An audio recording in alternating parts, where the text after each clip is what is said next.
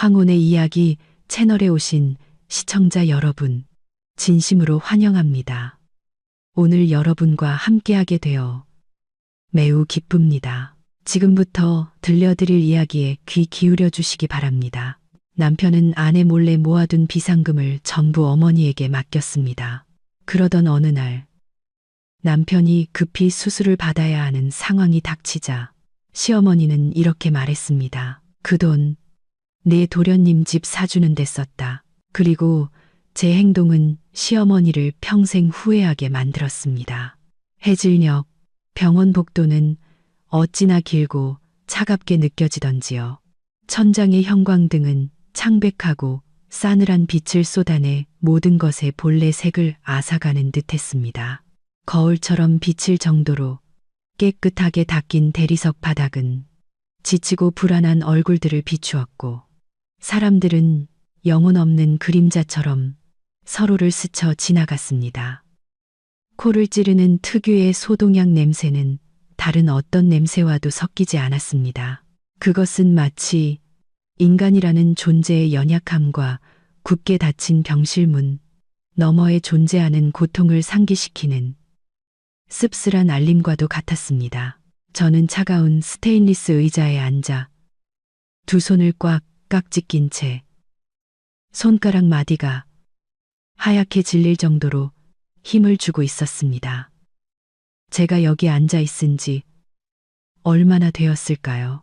1시간, 2시간, 아니면 그보다 더 오래되었을까요? 시간은 멈춘 듯했고, 사람들의 발소리, 속삭임, 그리고 건조하게 굴러가는 바퀴, 소리만이 가득한 공간 속에서 끈적하게 굳어버렸습니다. 간호사의 카트가 지나갈 때마다 들려오는 또각거리는 바퀴 소리는 규칙적이면서도 냉정하게 울려 퍼졌습니다. 다른 사람들에게는 그저 평범한 병원의 소음이었을지 몰라도 지금 저에게 그 소리는 보이지 않는 망치가 되어 제 가슴을 내리치고 공포로 옥죄어 오는 심장을 짓밟는 것만 같았습니다. 제 남편 민준 씨는 지금 응급실 안에 있습니다. 짙은 갈색의 나무 문은 몇 시간째 굳게 닫힌 채 우리를 두 개의 세상으로 갈라놓았습니다. 그 안에서 그는 생사의 갈림길에 서 있었습니다.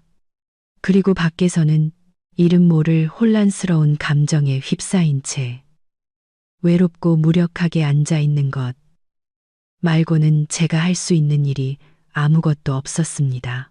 두려움이라는 보이지 않는 괴물이 제 목을 조여와 숨을 쉴 수 없게 만들었습니다. 저는 최악의 상황이 닥칠까봐 저 문이 열렸을 때 결코 듣고 싶지 않은 비보가 전해질까봐 두려웠습니다.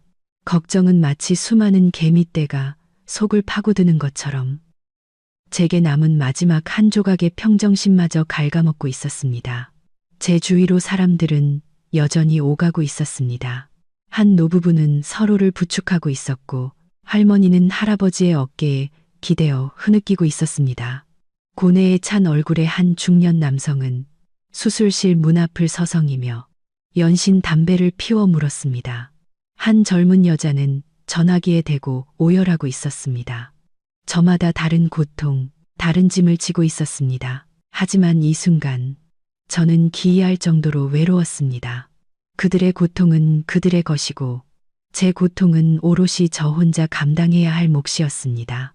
저는 망망대해에 홀로 떠 있는 외로운 섬이 된 것 같았습니다.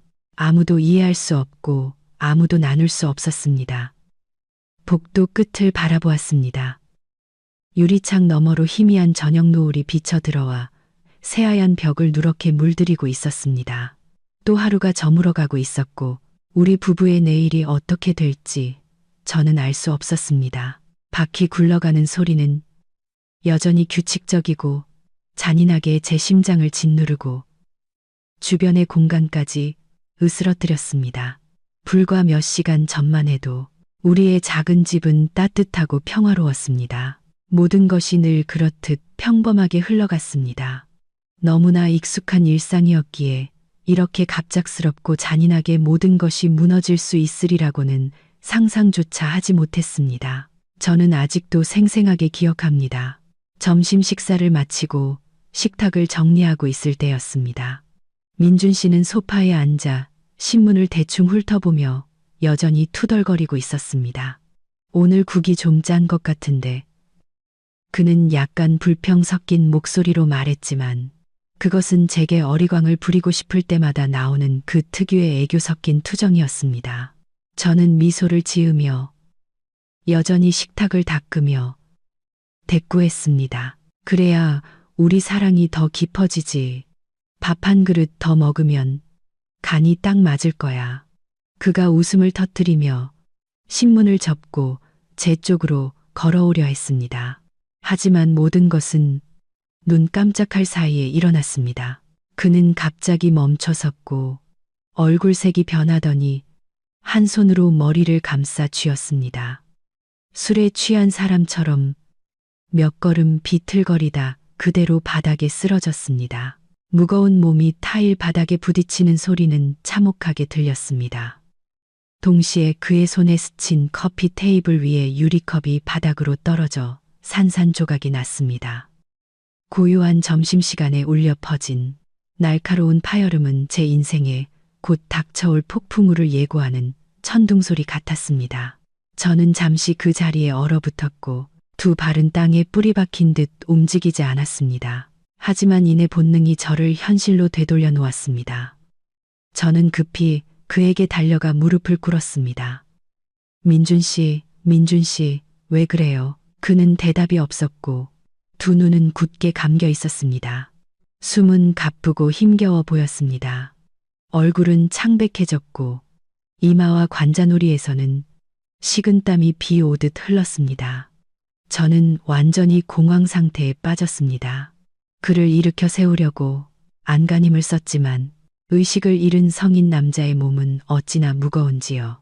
그 묵직함은 마치 온 세상의 무게가 제 연약한 어깨를 짓누르는 것 같았습니다. 저는 소리를 지르며 이웃을 불렀고 어디서 났는지 모를 힘으로 그를 부축해 계단을 내려갔습니다.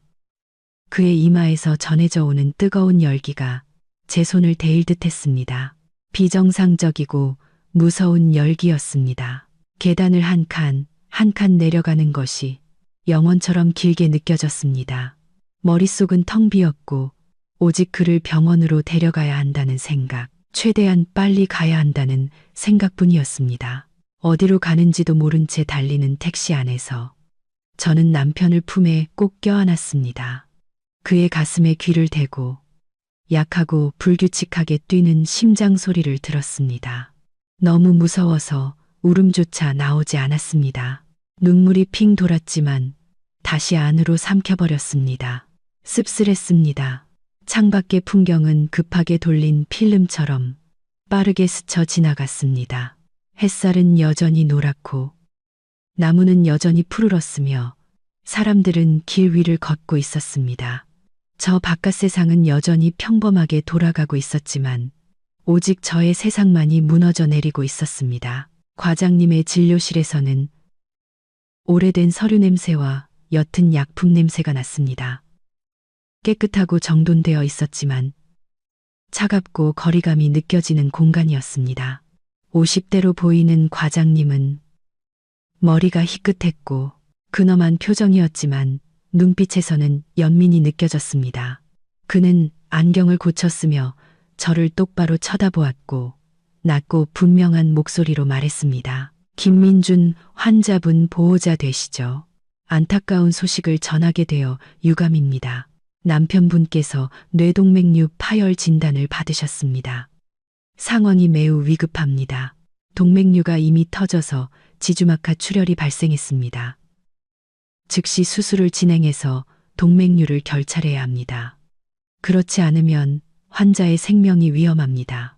그의 말 한마디 한마디가 바늘이 되어 제 고막을 찔렀습니다.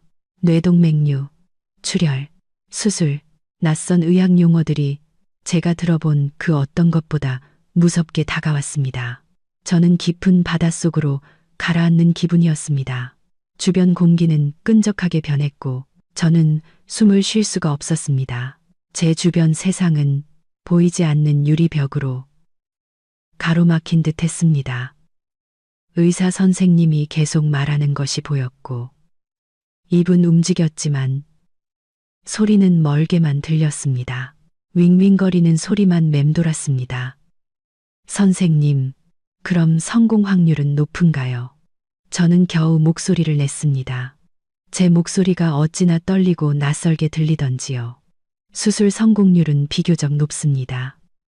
80에서 90% 정도 됩니다. 하지만 발생할 수 있는 위험에 대해서도 마음의 준비를 하셔야 합니다. 지금 가장 중요한 것은 시간과의 싸움입니다. 즉시 입원 수속을 하시고 수술 예약금을 납부해 주셔야 저희도 수술 준비를 할 수 있습니다. 그리고 그는 제 앞으로 종이 한 장을 내밀었습니다. 수술 예약금 고지서였습니다. 얇고 하얀 종이였지만 검은 잉크로 찍힌 숫자는 거대한 바위처럼 무겁게 느껴졌습니다. 제 마음속에 겨우 피어오르던 작은 희망의 불씨를 짓밟아 버렸습니다. 5천만 원, 그 숫자가 제 눈앞에서 춤을 추다가 흐려지고 다시 선명해졌습니다. 5천만 원, 저는 입안에서 중얼거렸습니다. 씁쓸한 맛이 혀끝에 퍼졌습니다. 많은 사람들에게는 그리 큰 액수가 아닐 수도 있겠지만 지금의 우리 부부에게는 그야말로 감당할 수 없는 거금이었습니다. 저는 자리에서 일어섰습니다. 다리에 힘이 풀려 몽유병 환자처럼 비틀거렸습니다. 손에 쥔 종이의 얇음을 느꼈지만 동시에 그 천근만근의 무게 또한 느꼈습니다. 그 얇은 종이 한 장이 남편의 목숨을 쥐고 있었고 저를 전에 없던 절망적인 상황으로 몰아넣고 있었습니다. 의사 진료실을 나서자 병원 복도는 더 길고 더 차갑게 느껴졌고 제 앞길은 출구 없는 안개 속처럼 막막해졌습니다. 저는 차가운 스테인리스 의자에 멍하니 앉아 있었습니다. 땀으로 축축한 손바닥 안에서 병원비 고지서는 구겨져 있었습니다. 5천만 원, 그 숫자가 머릿속을 맴돌며 저를 괴롭혔습니다. 몇 년간 아끼고 모은 우리 부부의 적금은 고작 1천만 원이 조금 넘었습니다. 어떻게 다 감당할 수 있을까요? 시골에 계신 친정 부모님도 형편이 넉넉지 않으셔서 평생 일하셨지만 겨우 먹고 살 정도였습니다.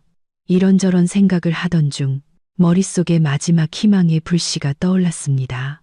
제가 반드시 붙잡아야 할 구명줄이었습니다. 그것은 민준 씨가 결혼 전에 모아두었던 7천만 원이었습니다. 그 돈에 대해 저에게 말해주던 날이 아직도 생생합니다. 그는 그것이 가족의 비상금이라고 했습니다. 자신이 가지고 있지 않고 시어머니께 안전하게 맡겨두었다고 했습니다. 그때 저는 조금 서운했지만 그를 사랑하고 믿었기에 깊이 생각하지 않았습니다. 그는 가족에게 급한 일이 생기면 어머니께서 바로 주실 거라고 못 박듯 약속했습니다.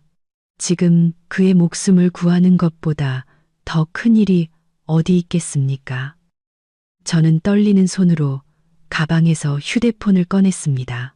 화면이 켜지고 연락처에 어머님이라는 이름이 나타났습니다.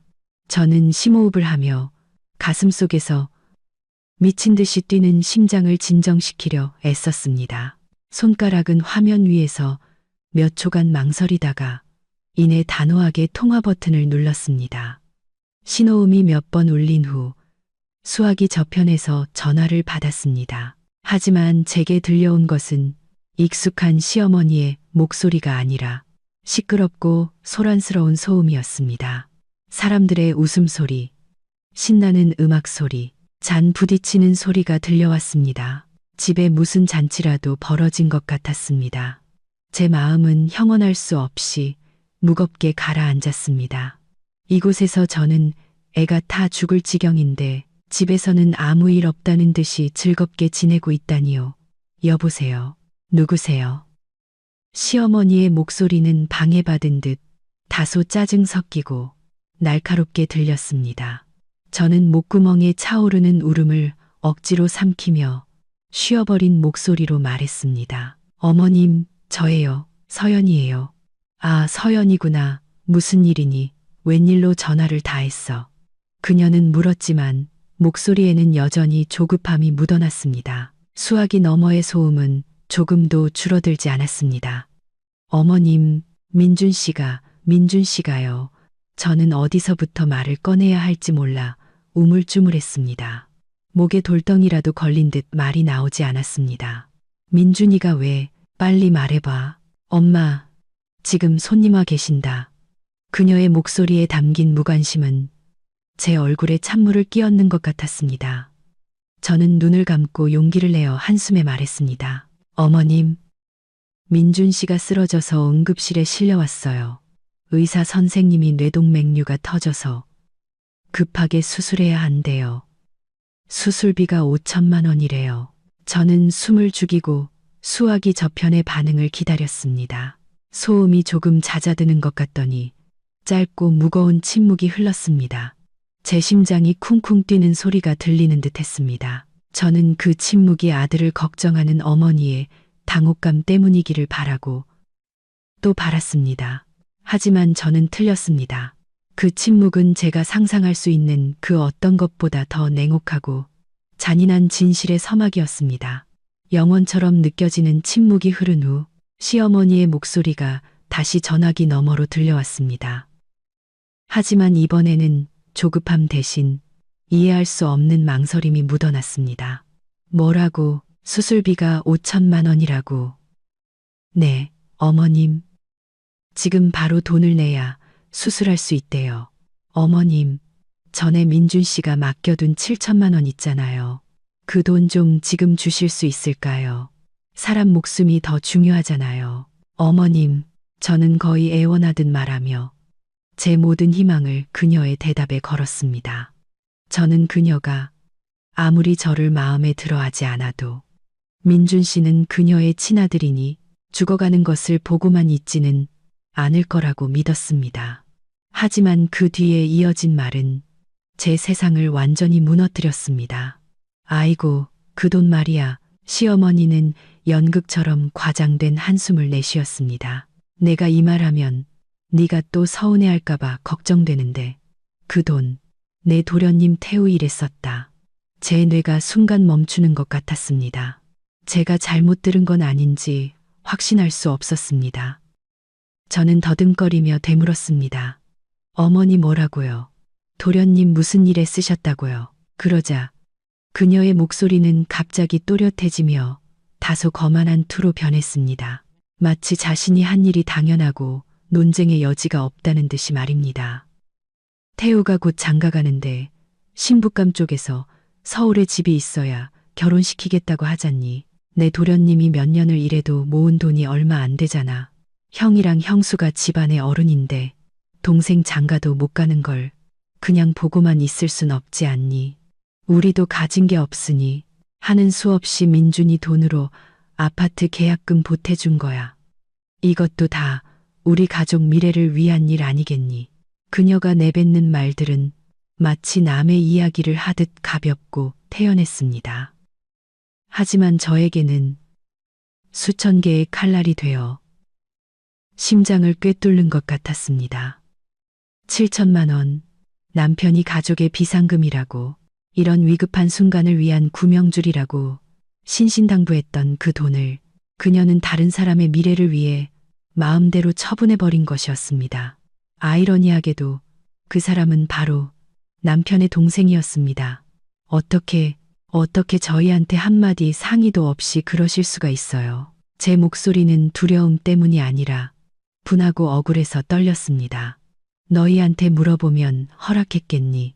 시어머니의 목소리가 갑자기 날카로워졌습니다. 내가 걔 엄마고 걔 돈을 맡아줬으니 내가 결정할 권리가 있는 거야. 게다가 내 도련님 결혼은 집안의 큰일인데 형이랑 형수가 당연히 도와줘야지. 그건 책임이야. 어떻게 시동생한테 그렇게 계산적으로 굴 수가 있니? 책임, 계산적, 귀가 먹먹해졌습니다. 그녀의 논리는 뻔뻔하고 어이가 없었습니다. 큰아들 돈으로 작은아들을 챙겨주고는 오히려 큰며느리에게 계산적이라고 쏘아붙이다니요. 그녀는 자신의 행동이 합리적이고 모두를 위한 것이라고 생각했지만 그 모두에서 자신의 아들의 목숨은 제외되어 있다는 사실은 전혀 생각하지 못하는 듯 했습니다. 하지만 지금 민준 씨는 목숨을 구하기 위해 돈이 필요하단 말이에요. 어머님, 사람 목숨이 걸린 일이라고요. 저는 거의 전화기에 대고 소리쳤습니다. 나도 알아. 하지만 이미 돈은 줬는데 당장 어떻게 돌려받니? 아니면 이렇게 해봐. 너희가 친구나 친척들한테 빌려보든가 해. 지금은 나도 어쩔 수 없다. 건강할 때 미리 대비하지 않고 비상금 하나 제대로 마련해 두지 않은 걸 누굴 탓해. 이제 와서 나한테 와서 이러면 어떡하니? 그녀의 마지막 말은 치명적인 칼날이 되어 제 안에 남은 마지막 희미한 희망의 끈을 끊어버렸습니다. 그녀는 미안해하지도 해결할 방법을 찾으려 하지도 않고 오히려 저희를 탓하고 책임을 전가했습니다. 그녀의 눈에는 작은 아들의 집 한 채가 큰 아들의 목숨보다 더 중요했던 것입니다. 그녀의 눈에는 며느리인 저는 발언권이 없었고 아들인 제 남편은 동생을 위해 희생해야 할 의무가 있었습니다. 수화기 저편에서 들려오던 시끄러운 웃음소리가 멀게만 느껴졌습니다. 저는 더 이상 아무것도 느낄 수 없었습니다. 고통, 분노, 절망, 모든 감정이 뒤섞여 가슴 속에서 차가운 얼음덩어리로 굳어버렸습니다. 시어머니의 마지막 말이 끝나고 제가 어떻게 전화를 끊었는지 기억나지 않습니다. 휴대폰이 손에서 미끄러져 차가운 타일 바닥으로 떨어지며 건조한 소리를 냈습니다. 하지만 저는 그것을 주울 힘조차 없었습니다. 저는 복도 한가운데에 못 박힌 듯 서 있었고 귓가에는 그녀의 잔인한 말들이 윙윙거렸습니다. 그 냉혹한 진실은 마치 홍수처럼 순식간에 제가 남편의 가족에게 가졌던 마지막 믿음과 희망, 그리고 존중까지 모두 휩쓸어 가버렸습니다. 그리고 이상한 일이 일어났습니다. 숨이 막힐 정도로 억눌려 있던 제 가슴 깊은 곳에서 어떤 소리가 터져 나왔습니다. 처음에는 작은 흐느낌이었지만 점점 커져서 걷잡을 수 없는 웃음소리로 변했습니다. 저는 소리내어 웃었습니다. 날카롭고 광기 어린 웃음소리가 속삭임과 억누른 울음소리만이 존재하던 병원 복도에 울려 퍼졌습니다. 몇몇 지나가던 사람들이 걱정스러운 눈빛으로 저를 돌아보았습니다. 아마 그들은 제가 너무 큰 슬픔에 미쳐버렸다고 생각했을 겁니다. 어쩌면 정말 미쳤는지도 모릅니다. 가족이라 여기며 진심을 다하려 했던 사람들의 잔인한 이기심에 미쳐버린 것입니다. 저는 남편의 어리석음에 웃었습니다. 다 큰 어른이면서 자신의 모든 재산과 작은 가정의 안위마저 막내 아들만 위하는 어머니의 손에 맡겨버린 그가 우스웠습니다. 저는 소위 가족애라는 것을 믿었던 제 자신의 순진함에 웃었습니다. 가족 비상금이라는 약속을 믿었지만 그것은 결국 사기극에 불과했습니다. 응급실에 누워있는 사람이 다름 아닌 친어머니 때문에, 동생의 집 한 채 때문에 죽음의 문턱으로 내몰린 이 기막힌 운명에 웃음이 났습니다. 생각할수록 우스웠고 눈물이 날 정도로 우스웠습니다. 광적인 웃음이 그친 후 저는 기묘한 해방감을 느꼈습니다. 마치 모든 고통과 분노가 그 웃음소리를 따라 모두 빠져나간 것 같았습니다. 머릿속은 이상할 정도로 맑고 또렷해졌습니다. 더 이상 당황하지도 두려워하지도 않았습니다. 심장은 여전히 아팠지만 무뎌지고 차가워졌습니다. 저는 아무렇지 않게 휴대폰을 주워 먼지를 털고 가방에 넣었습니다. 방금 그 통화로 제 안에 무언가가 영원히 죽어버린 것 같았습니다. 저는 차가운 바닥에 주저앉아 새하얀 벽에 등을 기댔습니다. 바닥의 냉기가 옷을 뚫고 살갗으로 스며들었지만 지금 제 영혼을 뒤덮고 있는 냉기에 비할 바는 아니었습니다. 저는 더 이상 울지 않았습니다. 너무 큰 충격에 눈물조차 말라버린 것 같았습니다. 저는 그저 그곳에 앉아 바쁘게 스쳐 지나가는 사람들을 조용히 바라보았습니다. 이제부터 저는 오직 제 자신에게만 의지할 수 있다는 것을 알았습니다. 이 싸움은 저 혼자 싸워야 했습니다. 남편을 위해, 그리고 저 자신을 위해. 제 마음속에 강철 같은 결심이 굳어졌습니다. 저는 그를 구할 것입니다. 사랑 때문이 아니라 아내로서의 마지막 책임감 때문입니다. 그리고 그 후에는 모든 것을 끝내야 합니다. 병원 바닥에 냉기는 문득 1년여 전 무더웠던 어느 여름날 오후를 떠올리게 했습니다. 그날 우리 부부는 거실에 앉아 있었습니다. 결혼 초부터 타던 낡은 오토바이를 바꿀 얘기를 하고 있었죠. 저는 신이 나서 새로 나온 스쿠터 모델 몇 개를 보여주며 우리 둘의 월급으로 어떻게 할부금을 내는 게 합리적일지 계산하고 있었습니다. 민준 씨는 제 말에 고개를 끄덕이며 열심히 듣고 있었습니다.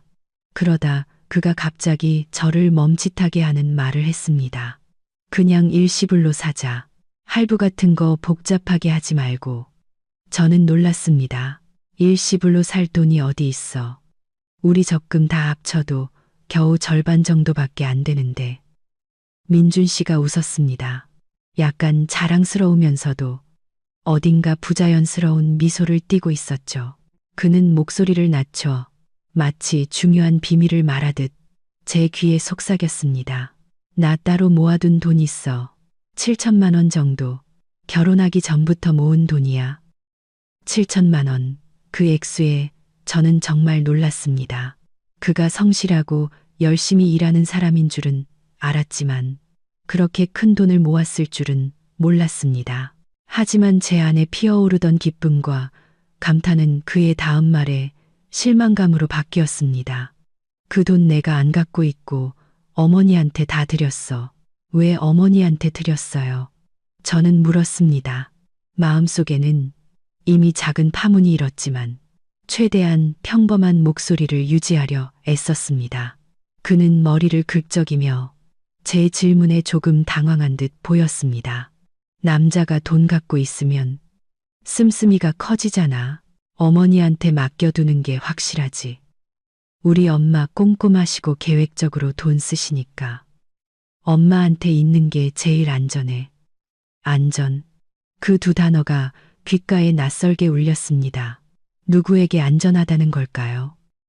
제가 그 돈을 낭비할까봐 두려웠던 걸까요? 아니면 다른 무언가를 두려워했던 걸까요?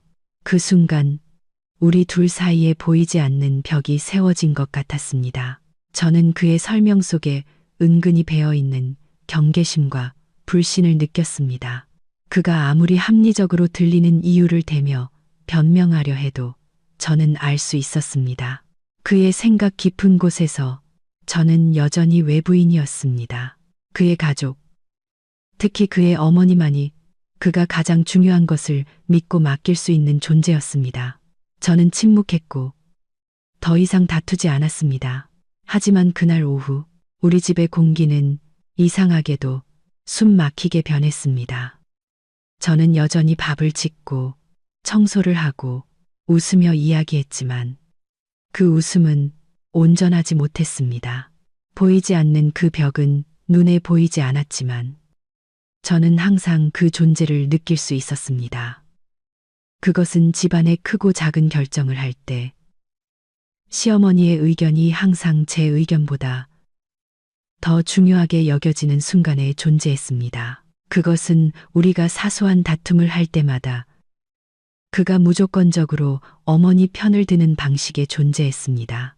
알고 보니 그는 처음부터 저를 모든 것을 함께 나누고 모든 책임을 함께 짊어질 수 있는 인생의 동반자로 여기지 않았던 것입니다. 그의 눈에, 그리고 그의 가족의 눈에 저는 아마도 그저 며느리, 언젠가는 떠날 수도 있는 온전히 신뢰할 가치가 없는 사람이었을 겁니다. 그날의 침묵은 오래가지 못했습니다. 며칠 후 억울함과 실망감이 충분히 쌓였을 때 그것은 결혼 후 가장 큰 부부싸움으로 폭발했습니다.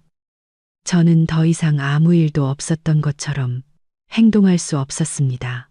저는 명확한 대답, 그의 인정이 필요했습니다. 당신 정말 나 믿어?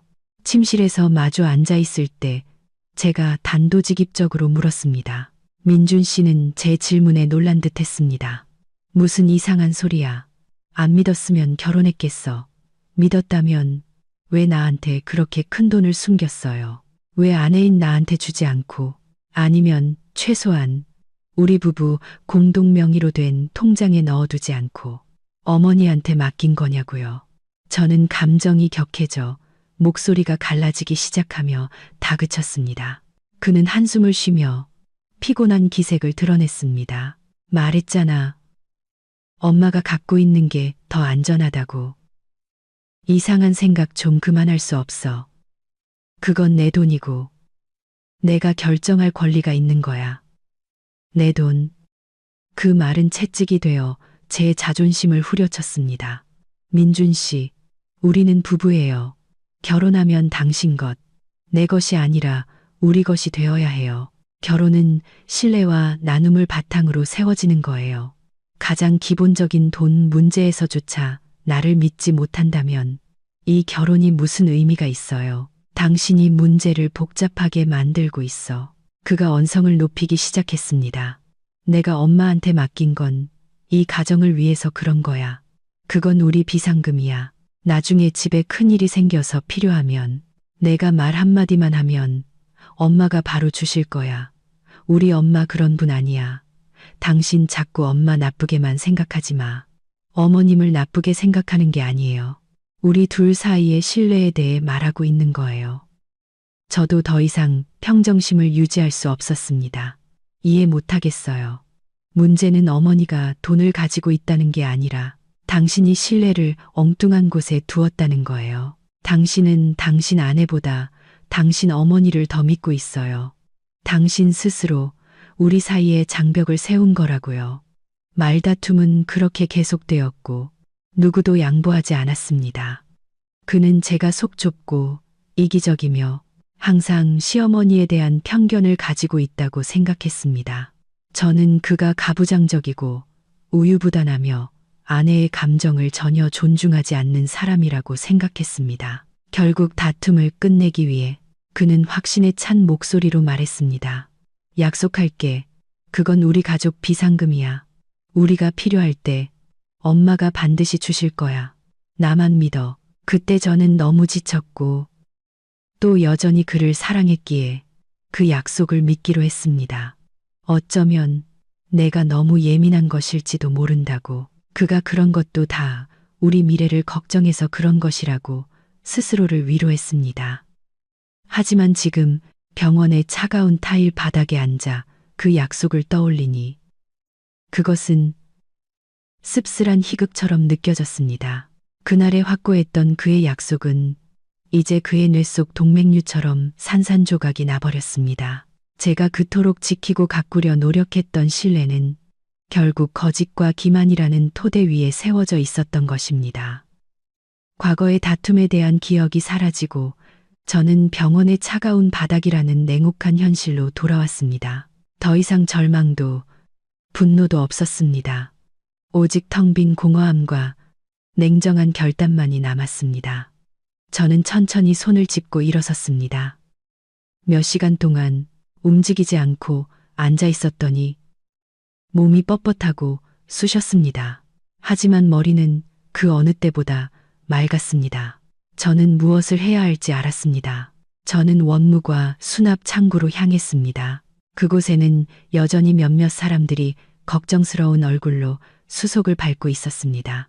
키보드 두드리는 소리, 간호사가 항목을 설명하는 소리, 보호자들이 걱정스럽게 묻는 소리, 그 모든 소리들이 제 귀를 스쳐 지나갔지만 아무런 흔적도 남기지 않았습니다. 저는 영혼 없는 그림자처럼 조용히 줄을 섰습니다. 제 차례가 되자 저는 예약금 고지서를 간호사에게 건넸습니다. 그녀는 저를 보고 종이에 적힌 숫자를 보더니 안쓰러운 눈빛을 보냈습니다. 5천만 원 전부 납부하시겠어요? 저는 말없이 고개를 끄덕였습니다. 저는 지갑을 열어 신용카드 한 장을 꺼냈습니다. 익숙한 파란색 카드가 손바닥 안에 놓여 있었지만 이 순간 그것은 천근만근처럼 무거웠습니다. 이것은 단순히 플라스틱 조각이 아니었습니다. 이것은 제가 3년간 혹독하게 일한 결과물이었습니다. 점심으로 급하게 도시락을 먹던 날들이었고, 저녁에 부업거리를 집으로 가져와 밤늦게까지 일하던 밤들이었습니다. 쇼윈도 너머로 바라보기만 하고 감히 살 엄두도 내지 못했던 예쁜 옷들이었습니다. 저는 이 돈이 저 자신만의 자유를 위한 것이라고 비상시에 쓰거나 나중에 시골에 계신 부모님께 제대로 효도하기 위한 돈이라고 다짐했었습니다. 이런 상황에서 저를 온전히 믿어주지 않았던 사람을 위해 이 돈을 쓰게 될 줄은 꿈에도 몰랐습니다. 여기에 비밀번호 입력해 주세요. 간호사의 목소리가 저를 현실로 돌려놓았습니다. 저는 카드 단말기를 잡았습니다. 차가운 손가락으로 익숙한 숫자들을 눌렀습니다. 삑, 삑, 삑. 단말기에서 나는 소리 하나하나가 제 결혼 생활의 관뚜껑에 못을 박는 망치 소리처럼 들렸습니다. 그 순간 무서울 정도로 명확한 생각이 머릿속을 스쳤습니다. 나는 남편을 구하기 위해 병원비를 내는 것이 아니다. 나는 이 5천만 원으로 죽어버린 사랑을 깔끔하게 청산하는 것이다. 나는 내 영혼의 자유와 평온을 되찾는 것이다. 이것은 마지막 거래이자 단호한 단절이다. 이 돈은 내 청춘의 세월에 대한 대가이며 행복한 가정에 대해 가졌던 희망과 환상에 대한 대가다. 프린터에서 영수증이 나왔고 간호사는 그것을 찢어 제게 한 부를 건넸습니다. 여기요. 잘 보관하세요. 저는 그 종이를 받았습니다. 병원비 영수증이라기보다는 제 결혼 생활의 사망 진단서처럼 느껴졌습니다. 저는 그것을 조심스럽게 접어 이제 거의 텅 비어버린 신용카드 옆에 지갑 속에 넣었습니다. 끝났다. 모든 것이 지불되었다. 저는 등을 돌려 걸었습니다. 차가운 대기석으로 돌아가는 것이 아니라 여전히 붉은 등이 켜져 있는 수술실 쪽으로 향했습니다.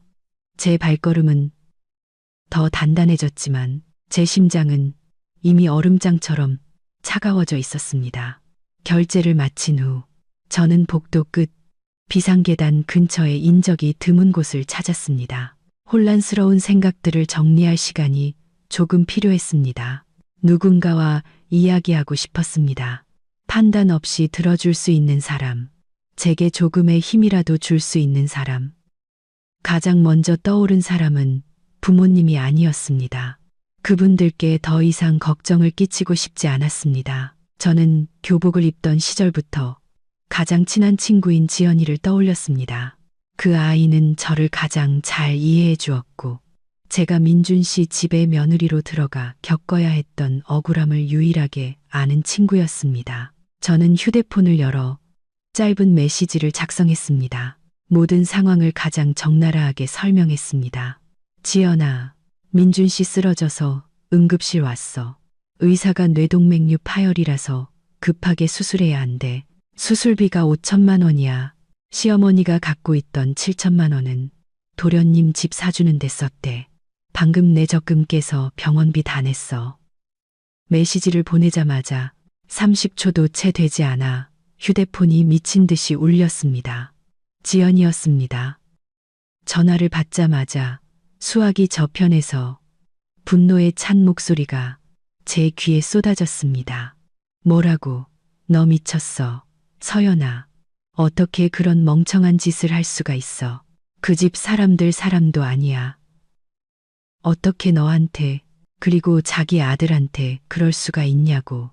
지연이의 목소리는 제 냉정한 평정심과는 달리 분노로 가득 차 있었습니다. 이 순간 저 대신 욕해주는 사람이 있다는 것에 마음이 조금 가벼워졌습니다. 진정해. 지연아. 저는 쉰 목소리로 말했습니다. 진정은 무슨 진정.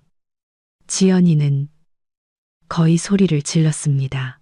내가 너였으면 당장 집에 가서 짐 싸고 그 인간이랑 그 막장 집안이랑 연 끊었어. 네가 그 인간 멍청함이랑 그 집안 이기심 때문에 희생할 의무는 하나도 없다고. 5천만 원이 5만 원도 아니잖아. 그건 내가 몇 년 동안 흘린 피땀이라고. 알아. 저는 조용히 듣고 있었습니다. 지연이의 말 한마디 한마디가 칼처럼 가슴을 찔렀습니다. 하지만 그의 말이 옳다는 것을 알았습니다. 그 애는 제 이성이 외치고 있는 모든 것을 대신 말해주고 있었습니다. 내 말 잘 들어. 지연이의 목소리가 조금 부드러워졌지만 여전히 단호했습니다. 사람 살리는 건 당연히 해야지. 나도 알아. 하지만 살려놓고 나서는 네 자신을 먼저 생각해야 해. 널 믿지도 않고 사람 취급도 안 하는 남자랑 그 가족이랑 평생 살 수는 없잖아. 정이고 뭐고 여기까지야. 그 사람 목숨값 치렀다고 생각하고 빚 청산해. 그리고 제발 너를 위해 살아. 알고 있어. 저는 속삭였습니다. 나도 그렇게 생각했어. 생각하는 거랑 실천하는 건 다른 문제야. 넌 너무 착하고 정에 약해. 그 인간이 정신 차리고 와서 달콤한 말 몇 마디 하면 또 마음 약해질까봐 걱정돼. 아니야. 저는 그 애의 말을 단호하게 끊었습니다. 이번에는 아니야. 한 번 깨진 건 다시 붙일 수 없어. 그냥 마지막 책임만 다하고 싶을 뿐이야. 그 사람이 회복되고 나면 우리 관계는 끝날 거야. 우리는 잠시 더 이야기를 나눴습니다. 지연이의 분노는 약과 같았습니다. 그것은 제 마음의 짐을 덜어주고 제 결심을 더욱 굳건하게 만들어 주었습니다. 전화를 끊고 나니 더 이상 외롭지 않았습니다. 적어도 이 세상에 무조건 내 편이 되어주는 사람이 한 명은 있다는 사실에 위안을 얻었습니다. 밤이 깊어지면서 병원 복도는 한산해지고 조용해졌습니다. 당직 의사와 간호사들의 바쁜 발걸음 소리와 병실에서 새어나오는 기침 소리만이 간간히 들려왔습니다. 창문 틈으로 새어나오는 노란 불빛이 차가운 바닥에 긴 그림자를 만들었습니다. 저는 여전히 수술실 문 앞에 앉아 켜져 있는 붉은 등을 눈을 떼지 않고 바라보았습니다. 배고픔과 피로가 몰려왔지만 먹거나 쉴 마음이 전혀 들지 않았습니다. 주머니 속 휴대폰이 다시 울렸습니다. 이번에는 어머니 번호였습니다. 가슴이 철렁 내려앉았습니다. 정신없는 하루를 보내느라 부모님께 전화 드리는 것을 잊고 있었습니다. 지금쯤 두 분은 몹시 걱정하고 계실 겁니다. 저는 목을 가다듬고 감정의 목소리가 흔들리지 않도록 애쓰며 전화를 받았습니다. 여보세요. 엄마. 서연아, 딸. 오늘 하루 종일 전화를 해도 안 받고 민준이한테 전화해도 안 받던데 무슨 일 있니? 수화기 저편에서 들려오는 어머니의 목소리는 걱정으로 가득 차 있었습니다. 어머니의 따뜻하고 다정한 목소리를 듣자 제가 애써 세워놓았던 강인함의 벽이 무너져 내리는 것 같았습니다. 저는 한없이 서러워져 어린아이처럼 엉엉 울고 싶었습니다. 모든 것을 털어놓고 어머니 품에 안겨 위로받고 싶었습니다. 하지만 그럴 수 없었습니다.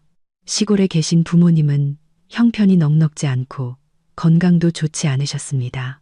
이 사실을 아시면 걱정에 잠 못 이루시고 여기저기 돈을 빌려 제게 보내주시려 하실 게 뻔했습니다. 부모님을 더 고생시키고 싶지 않았습니다. 저는 입술을 꽉 깨물고 울음을 삼키며 최대한 아무렇지 않은 목소리로 말했습니다. 아무 일 없어요. 엄마, 민준 씨가 몸이 좀 안 좋다고 해서 그냥 종합검진 받으러 병원 온 거예요. 의사 선생님이 괜찮다고 하루만 경과보고 내일 퇴원해도 된대요. 아마 병원이라 전파가 잘 안 터져서 전화가 안 됐나 봐요. 정말이니 잘 온 거 고성말이 무슨 일 있는데 엄마한테 숨기는 거 아니고 어머니는 여전히 안심하지 못하셨습니다. 정말이에요. 엄마, 괜한 걱정 마세요. 우리 다 컸는데 알아서 잘 챙겨요. 너무 걱정하지 마세요. 그래, 그럼 됐다. 돈 필요한 일 있으면 꼭 말하고 혼자 끙끙 앓지 말고. 알았지. 어머니의 당부는 소박했지만 그 안에는 어머니의 크나큰 사랑이 담겨 있었습니다. 그것은 얼어붙은 제 심장 속으로 흘러드는 따뜻한 강물 같았지만 동시에 저를 더 서글프게 만들었습니다. 친정 부모님의 무조건적인 관심은 시댁 식구들의 냉정함과 이기심을 더욱 두드러지게 했습니다. 저는 어머니를 안심시켜 드리기 위해 몇 마디 더 하고 서둘러 전화를 끊었습니다. 통화가 끝나자 저는 더 이상 참을 수 없었습니다. 저는 인적이 없는 비상계단으로 달려갔습니다. 어둡고 차가운 계단에 주저앉아 얼굴을 감싸고 울었습니다. 오후 내내 억눌러 왔던 뜨거운 눈물이 걷잡을 수 없이 터져 나왔습니다. 저는 목숨을 걸고 싸우고 있는 남편을 위해 울었고, 시골에서 자식을 걱정하고 계실 늙은 부모님을 위해 울었고, 제 씁쓸한 결혼 생활을 위해 울었습니다. 눈물이 마를 때까지 실컷 운 후, 저는 젖은 얼굴을 급히 닦고 일어나 수술실 문 앞 제자리로 돌아왔습니다. 오늘 밤은 뜬 눈으로 지새워야 할 것입니다. 시간은 끈적한 기다림 속에서 더디게 흘러갔습니다. 얼마나 오랫동안 앉아 있었는지 모릅니다. 다만 수술실 문 위에 붉은 등이 꺼졌을 때 바깥 하늘이 밝아오고 있었다는 것만 알 뿐이었습니다. 심장이 순간 맺는 것 같았습니다. 묵직한 나무 문이 열리고 피곤한 기색이 역력하지만 눈빛에는 안도감이 서려 있는 의사 한 분이 나왔습니다. 아까 저와 이야기했던 그 과장님이었습니다. 그는 마스크를 벗고 저를 보며 말했습니다. 축하합니다. 수술은 성공적으로 끝났습니다. 동맥류는 처리했고 환자는 위기를 넘겼습니다. 이제 중환자실로 옮겨서 계속 경과를 지켜볼 겁니다. 그 말을 듣는 순간 다리에 힘이 풀렸습니다. 거대한 안도감이 저를 덮쳐와 거의 서 있을 수 없을 지경이었습니다. 저는 옆벽에 손을 짚지 않았더라면 주저앉았을 겁니다. 지금 이 순간 가장 크고 중요했던 목표가 이루어졌습니다. 그는 살아났습니다. 앞으로 어떻게 되든 적어도 그는 살아 있습니다. 감사합니다. 선생님, 정말 감사합니다. 저는 간신히 말했습니다. 목소리가 다 쉬어버렸습니다. 간호사들이 민준 씨의 침대를 수술실에서 밀고 나오는 바로 그 순간, 복도 끝에서 다급한 발걸음 소리와 웅성거리는 소리가 들렸습니다. 돌아보니 시부모님과 도련님 태우가 빠른 걸음으로 이쪽으로 오고 있었습니다. 그들은 도착했습니다. 모든 위험이 지나가고 병원비가 모두 지불된 후에 정말 기가 막힌 타이밍에 도착했습니다. 시어머니는 타고난 연기 실력으로 앞으로 달려나왔습니다. 얼굴에는 극도의 공포와 고통을 가장하고 있었죠. 그녀는 침대에 누운 사람이 누구인지 제대로 보지도 않은 채 두 손을 모으고 하늘에 외쳤습니다. 오, 내 아들. 선생님, 우리 아들 괜찮은 거죠? 세상에 어쩌다 이런 일이. 시아버지는 침통하고 괴로운 표정을 지으며 제게 다가와 위로하듯 어깨를 두드렸습니다. 도련님 태우는 그 뒤를 따르며 못지않게 걱정스러운 표정을 지었습니다. 그들 세 사람은 자식을 걱정하고 사랑하는 완벽한 가족 연극을 펼쳤습니다. 그들의 표정은 마치 밤새 민준 씨를 위해 기도라도 한 것처럼 적절하게 조절되어 있었습니다. 저는 그들의 서투른 연극을 조용히 지켜보았습니다. 더 이상 고통도 분노도 없었습니다. 마음속에는 오직 차가운 경멸만이 남았습니다. 저는 수술 후 여전히 창백한 얼굴로 침대에 잠들어 있는 남편을 보았고, 그리고 완벽한 역할을 연기하고 있는 그의 사랑하는 가족들을 보았습니다. 진짜 폭풍은 수술실 안에 있었던 것이 아니었습니다. 그 폭풍은 지금부터 시작될 것이었습니다. 시어머니는 연극을 계속했습니다. 그녀는 침대 곁으로 달려가 저와 간호사들 사이를 비집고 들어가려 했고, 민준 씨의 손이라도 잡으려는 듯 허공에 손을 휘저었습니다. 민준아, 아들아, 엄마 왔다. 엄마가 왔어. 엄마 목소리 들리니 그녀는 비통하게 울부짖었지만 저는 그녀의 눈이 메마른 채 눈물 한 방울 없는 것을 보았습니다. 저는 한 걸음 뒤로 물러나 그들이 연기할 공간을 내주었습니다. 시아버지가 제게 다가와 위로하는 척하며 낮은 목소리로 말했습니다. 서연아, 내가 고생이 많았구나. 어젯밤 한숨도 못 잤지. 얼굴이 많이 상했구나. 이제 우리가 왔으니 너라도 잠시 쉬렴. 저는 아무 대답 없이 침묵했습니다. 제 차가운 시선이 그들을 똑바로 향하자 그들의 입가에 걸려있던 거짓 미소가 살짝 굳었습니다. 간호사가 민준 씨를 중환자실로 옮기고 몇 가지 주의사항을 알려준 후에야 그들의 본격적인 안부가 시작되었습니다. 시어머니가 제 손을 잡으며 다가왔습니다. 역겨울 정도로 가식적인 친밀한 행동이었습니다.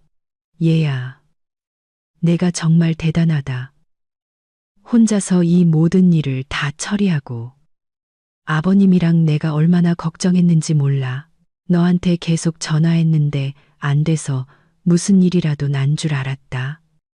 다행히 우리 민준이가 복이 많아서 이 큰 액땜을 넘겼구나. 저는 부드럽게 그녀의 손에서 제 손을 뺐습니다. 별 말씀을요. 해야 할 일을 했을 뿐이에요. 그때 시아버지가 본론으로 들어갔습니다. 그는 헛기침을 한 번 하더니 심각한 표정으로 물었습니다. 그래, 병원비는 어떻게 됐니? 의사가 얼마라고 하더냐? 우리가 알아야 준비를 하지. 네. 예약금으로 5천만 원 냈어요. 저는 대답했습니다. 목소리는 이상할 정도로 평온했습니다. 제가 내뱉는 한 글자 한 글자는 명확했고 어떤 감정도 실려 있지 않았습니다. 5천만 원. 그 숫자는 마치 날벼락 같았습니다. 시어머니의 입가에 걸려있던 미소가 굳었고 시아버지의 침통한 얼굴에는 당혹감이 스쳤습니다. 뒤에 서 있던 도련님, 태우마저 얼어붙었습니다. 세 사람의 안색은 순식간에 변했습니다. 거짓 걱정에서 놀라움으로 그리고 진짜 경악으로 바뀌었습니다. 저는 그들 한 사람 한 사람의 눈을 똑바로 쳐다보며 여전히 기계처럼 무미건조한 목소리로 말을 이었습니다. 하지만 걱정하실 필요 없어요. 제가 다 냈으니까요. 네가 냈다고. 시어머니가 더듬거렸습니다. 네가 그 큰 돈이 어디서 나서. 제 적금이요. 하지만 그게 다는 아니죠. 저는 비꼬는 듯한 미소를 지었습니다. 정확히 말씀드리는 게 좋겠네요. 제 돈 5천만 원으로 병원비를 냈어요. 민준 씨 비상금 7천만 원은 어머님께서 도련님 집 사주시는데 쓰셨잖아요. 제 말은 복도의 정적 속에서 터진 폭탄과도 같았습니다.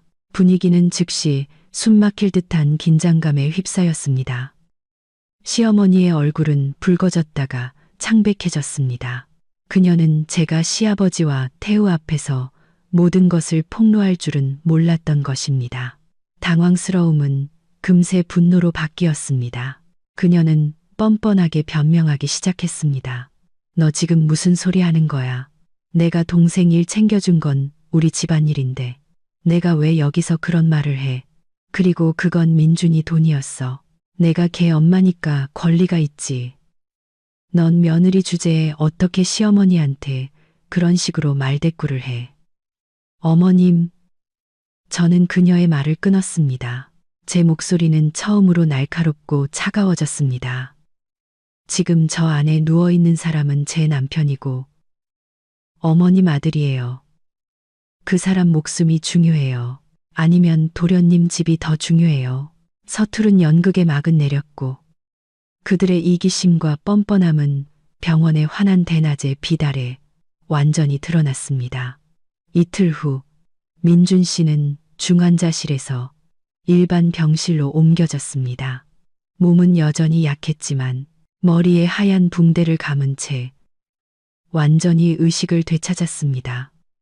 저는 침대 옆에 앉아 조용히 사과를 깎고 있었습니다. 아침 햇살이 창문으로 들어와 그의 창백한 얼굴을 비추었습니다.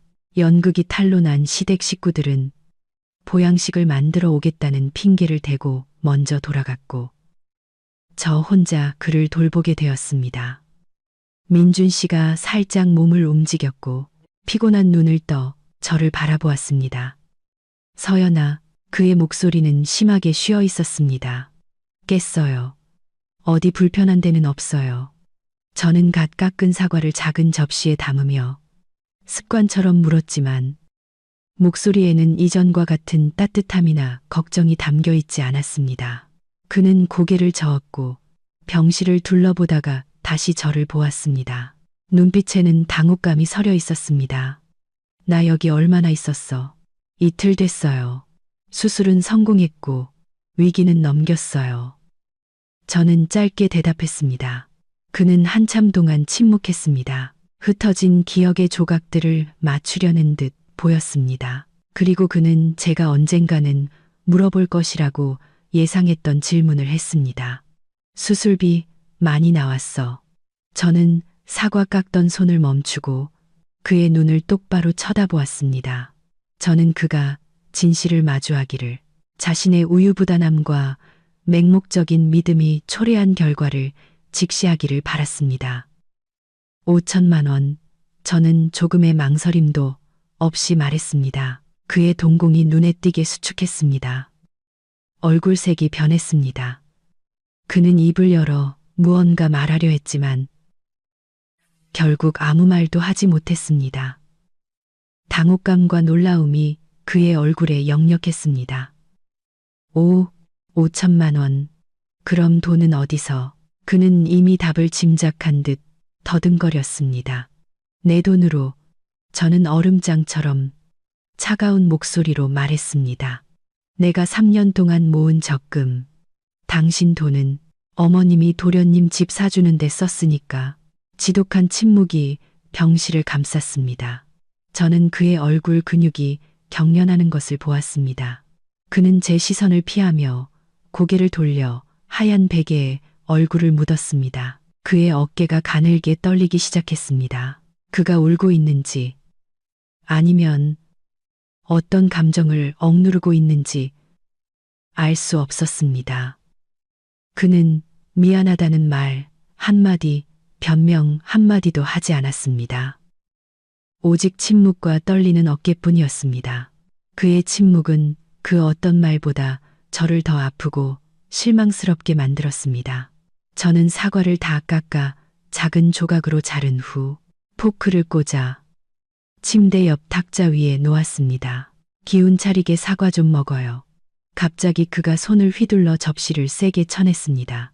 하얀 사과 조각들이 차가운 바닥으로 어지럽게 흩어졌습니다. 도자기 접시는 산산조각이 났습니다.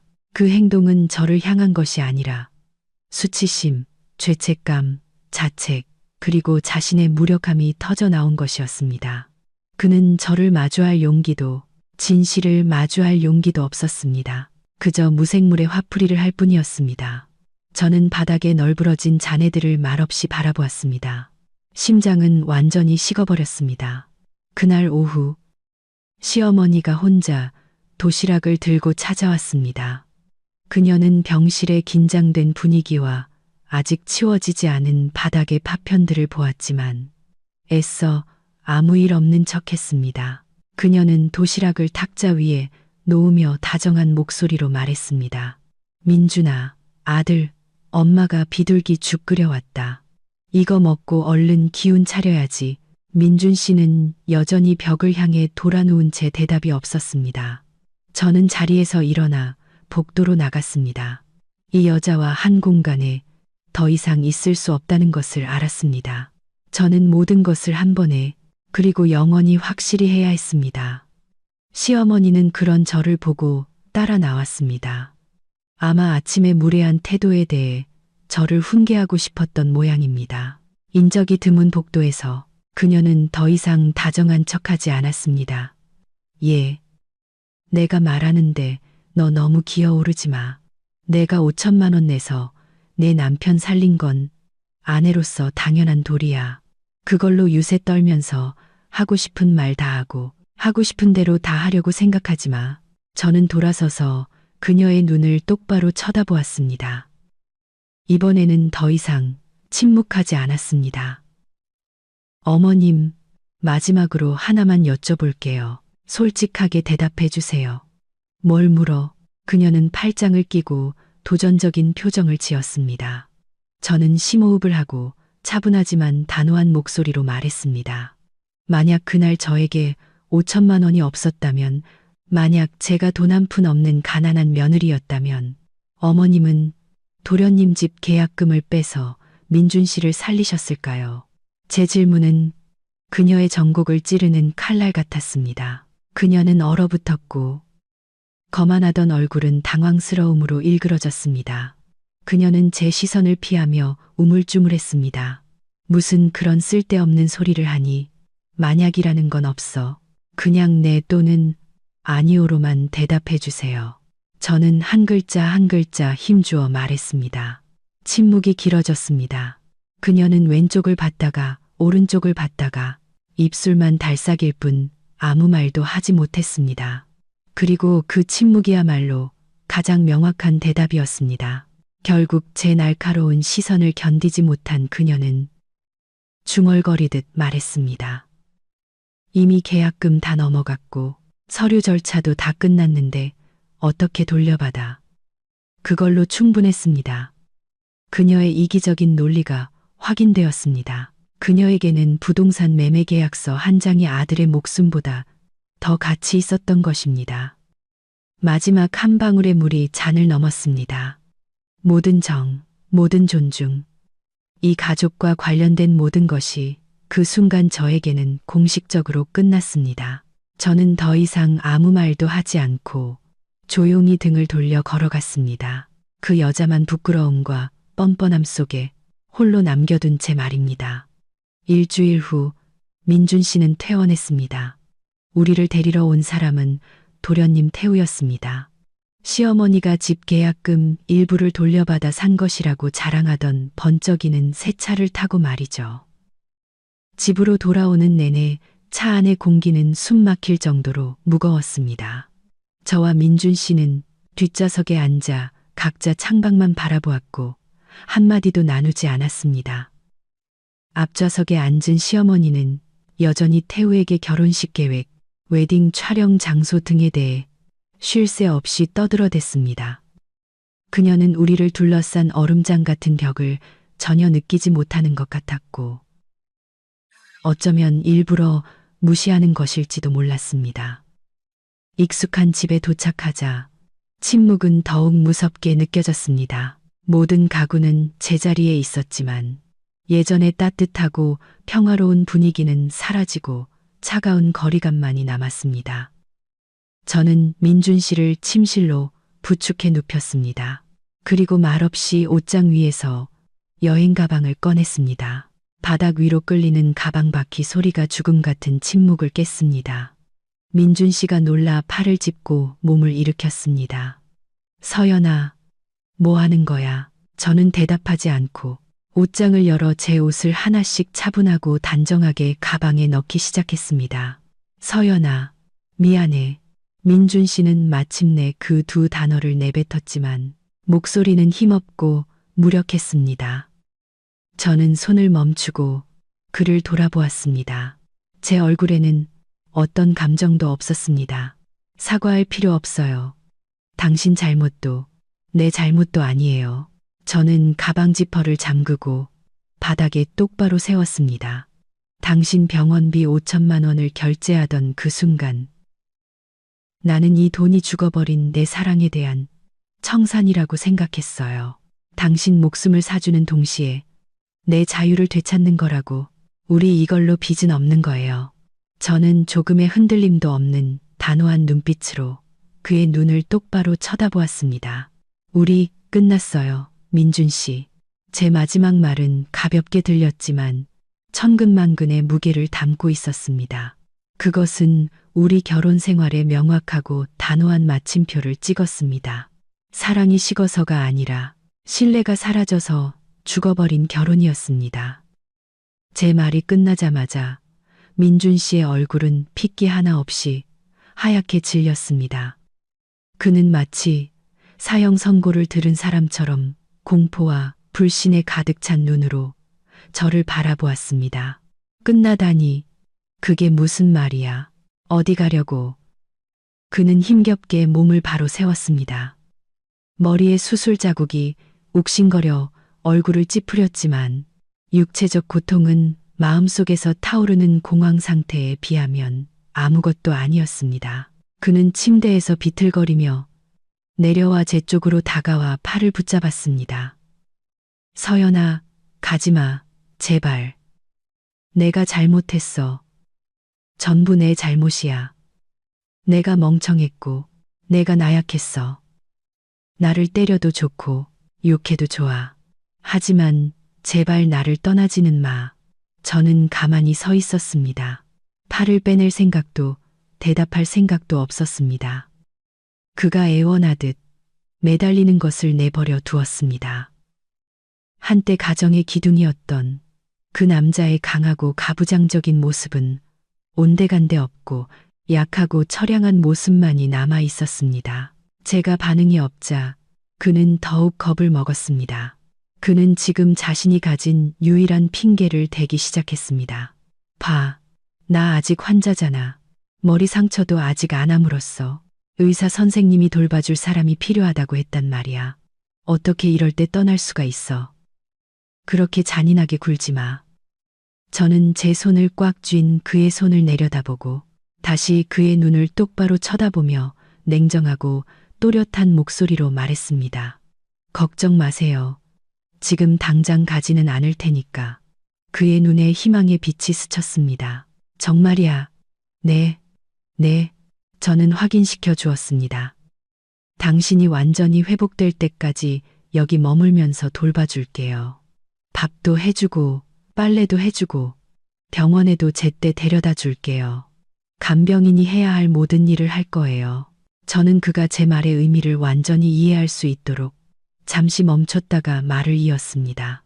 하지만 그건 아내로서의 제 마지막 책임이에요. 저는 그가 제 말에 말을 이었습니다. 당신이 완전히 건강해져서 스스로를 돌볼 수 있게 되면 우리는 법원에 가서 이혼 수속을 밟을 거예요. 나는 당신 목숨을 구해주었고 당신은 나에게 자유를 돌려주는 거예요. 우리 서로 빚진 거 없어요. 그의 눈에 떠올랐던 희망의 빛이 꺼지고 그 자리에는 극도의 절망이 자리 잡았습니다.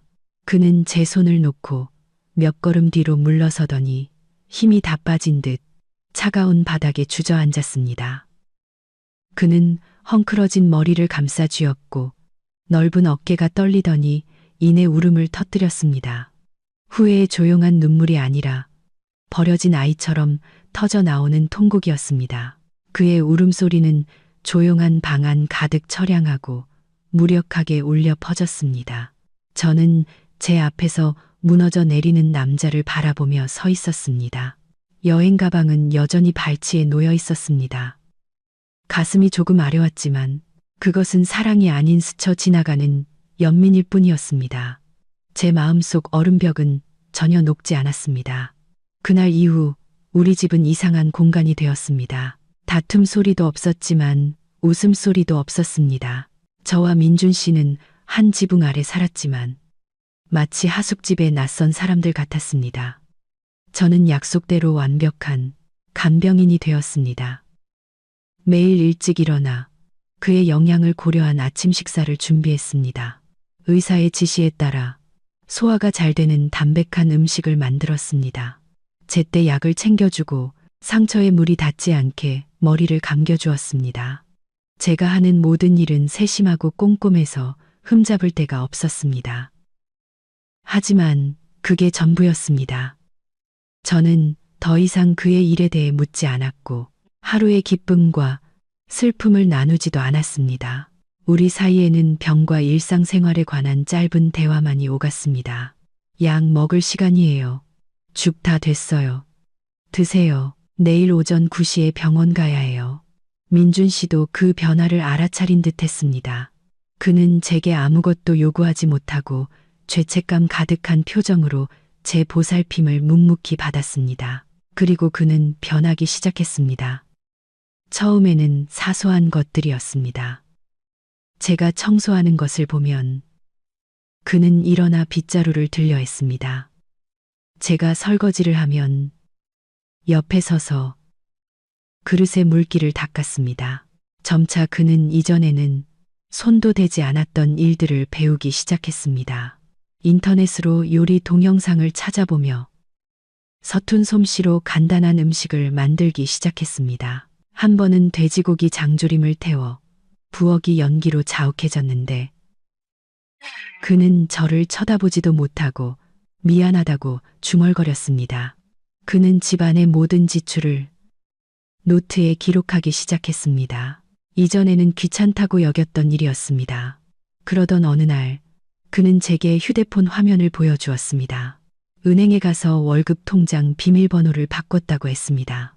새로운 비밀번호는 제 생일이었습니다. 이제부터 내 월급 당신이 다 관리해.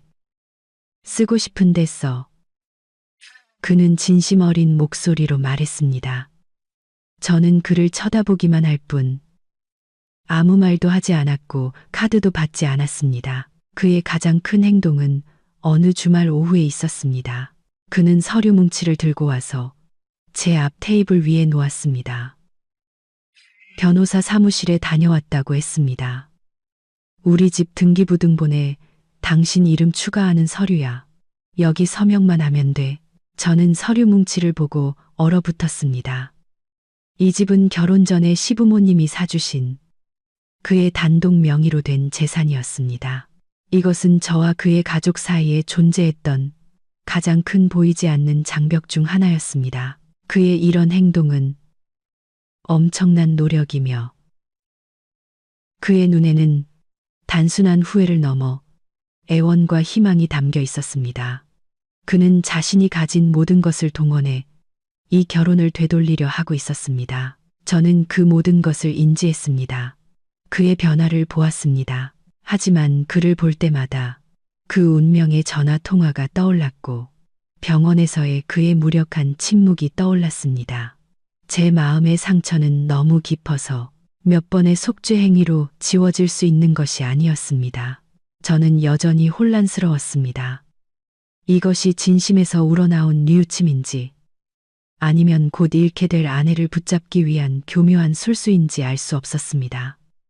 어느 날 오후 제가 베란다에서 빨래를 널고 있을 때 초인종이 울렸습니다.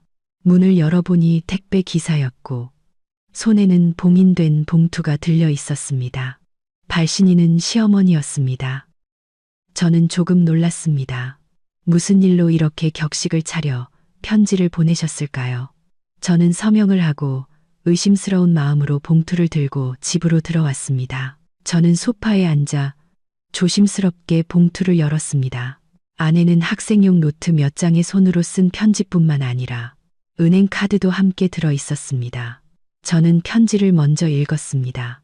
시어머니의 글씨는 원래 아주 예뻤지만 오늘은 떨리고 삐뚤빼뚤했으며 몇 군데는 눈물 자국처럼 번져 있었습니다. 편지의 어조는 제가 알던 그녀와는 완전히 달랐습니다. 거만함과 날카로움은 사라지고 거의 비굴할 정도로 후회로 가득 찬 목소리였습니다. 나의 며느리 서연이에게 이 글을 읽을 때쯤 너는 많이 놀라겠지. 내가 너에게 편지를 쓸 자격도 용서를 구할 면목도 없다는 것을 잘 안다. 지난 몇 주간 나는 하룻밤도 편히 잠들지 못했다. 병원에 누워있던 민준이의 모습과 그날 너의 실망한 눈빛이 계속 나를 괴롭혔다. 내가 틀렸다. 얘야, 나는 너무 이기적이었고 너무 편애했으며 내 아들의 안위는 생각하지 않고 오직 태우만 생각했다. 나는 집 한 채가 내 아들의 목숨보다 더 중요하다고 여겼다. 병원 복도에서 네가 했던 말은 미몽에 빠져있던 나를 깨운 망치와도 같았다. 나는 진심으로 후회하고 있다.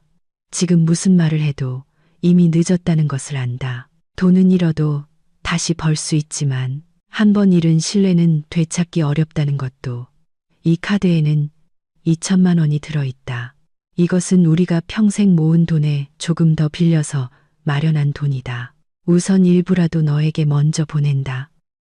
나머지는 태우 부부와 상의해서 그 집을 팔아서라도 반드시 다 갚겠다고 약속한다.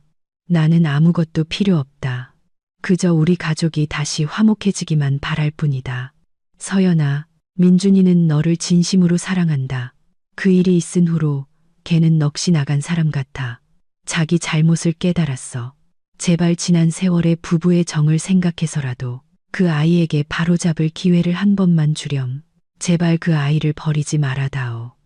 내가 이렇게 빌게. 저는 편지를 몇 번이고 다시 읽었습니다.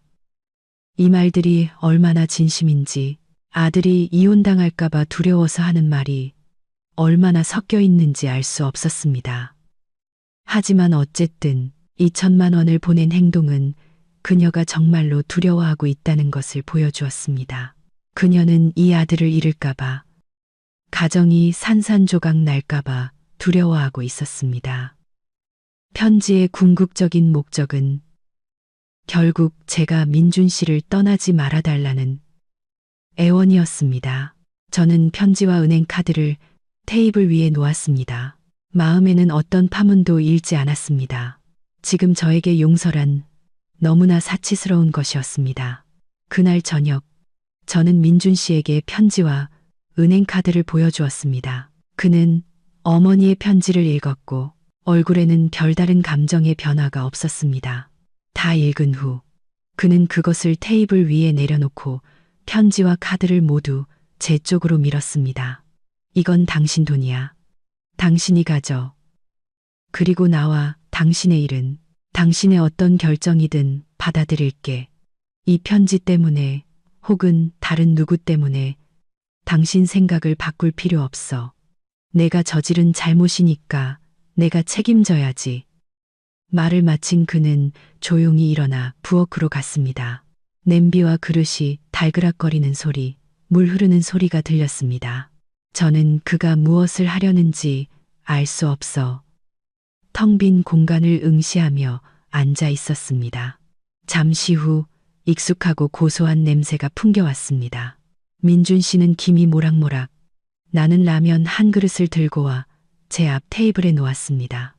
그것은 평범한 라면이었고 술 하나와 서툴게 썬 파 몇 조각이 고명으로 올라가 있었습니다. 하지만 왠지 모르게 그것을 보자 코끝이 찡해졌습니다. 이 라면은 우리가 처음 사귀기 시작했을 때를 떠올리게 했습니다. 그때 제가 아팠을 때 그는 난생 처음 어설프게 부엌에 들어가 제게 죽을 끓여주었습니다. 그날의 죽은 타고 싱거웠지만 저는 세상에서 가장 맛있는 음식인 것처럼 맛있게 먹었습니다. 그는 제 옆에 앉아 사랑과 걱정이 가득한 눈으로 제가 먹는 것을 바라보았죠. 오늘 밤 그의 소박한 행동은 돌처럼 굳었다고 생각했던 제 마음 가장 깊고 부드러운 부분을 건드린 것 같았습니다. 그는 사과하기 위해 미사여구를 늘어놓지도 거창한 약속을 하지도 않았습니다. 그는 그저 조용히라면 한 그릇을 끓여주었습니다. 계산이나 경계심 없이 순수했던 첫사랑의 기억을 불러일으키는 행동이었습니다. 저는 고개를 숙여라면 그릇에서 피어오르는 김을 바라보았습니다. 뜨거운 눈물 한 방울이 떨어져 맑은 국물 속으로 녹아들었습니다. 그리고 또 한 방울, 또 한 방울, 저는 더 이상 참을 수 없었습니다. 울었습니다. 병원에서처럼 터져나오는 통곡이 아니라 서러움과 상처, 그리고 어쩌면 다시 피어난 작은 설렘의 눈물이었습니다. 민준 씨는 아무 말 없이 서서 조용히 제게 휴지를 건넸습니다. 그는 저를 안아주지도 위로해주지도 않았습니다. 그저 제가 모든 감정을 쏟아낼 수 있도록 공간을 내어주며 그곳에 서 있었습니다. 우리가 그토록 애써 쌓아 올렸던 얼음벽이 녹아내리는 조짐을 보이는 것 같았습니다. 하지만 그것이 완전히 녹을 수 있을까요? 잿더미가 된 우리 결혼은 다시 살아날 수 있을까요? 그것은 이 순간 저 자신조차 답을 알 수 없는 질문이었습니다. 마지막 순간까지 경청해 주신 시청자 여러분께 진심으로 감사드립니다. 다음 영상에서 다시 뵙겠습니다.